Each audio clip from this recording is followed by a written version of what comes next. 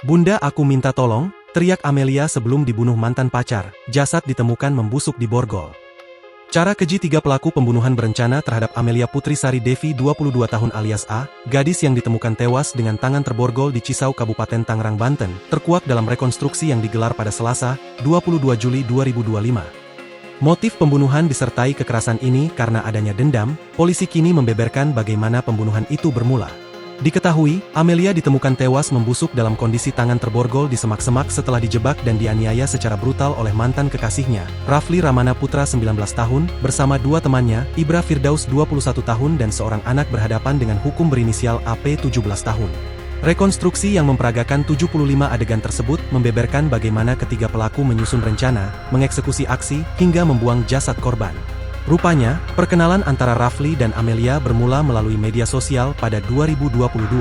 Hubungan asmara pun sempat terjalin selama 2 tahun namun kandas pada 2024.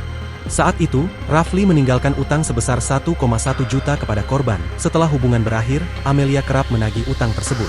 Ia bahkan sempat mengunggah foto kekasih baru Rafli di media sosial. Hal itulah yang diduga menyulut emosi Rafli dan membuatnya sakit hati. Korban memposting foto pacar baru tersangka Rafli di status Facebooknya sehingga mengakibatkan tersangka sakit hati, ujar Kanit 4 Resmob Polda Metro Jaya, AKP Charles R.V. Bagaisa. Ternyata rasa sakit hati tersebut berubah menjadi niat jahat. Pada Minggu, 6 Juli 2025, Rafli menyusun rencana pembunuhan dan mengajak dua rekannya, AP dan Ibra, untuk turut serta mengeksekusi Amelia. Kepada AP dan Ibra, Rafli menjanjikan imbalan dari hasil kejahatan tersebut. Sekitar pukul 22 WIB, Rafli mengirim pesan kepada Amelia lewat WhatsApp, mengaku ingin membayar utangnya sekaligus bertemu untuk terakhir kali. Awalnya korban ragu karena malam sudah larut, namun setelah dibujuk, Amelia akhirnya bersedia menemui Rafli di kontrakan tempat dia tinggal.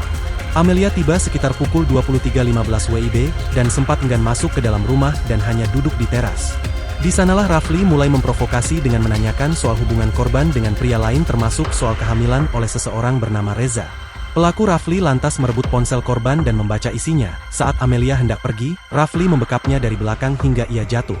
"Bunda, aku minta tolong," teriak korban sebelum akhirnya diborgol dan diseret ke lorong samping kontrakan. Di lorong sempit itulah, korban diduga mengalami kekerasan yang dilakukan ketiga tersangka.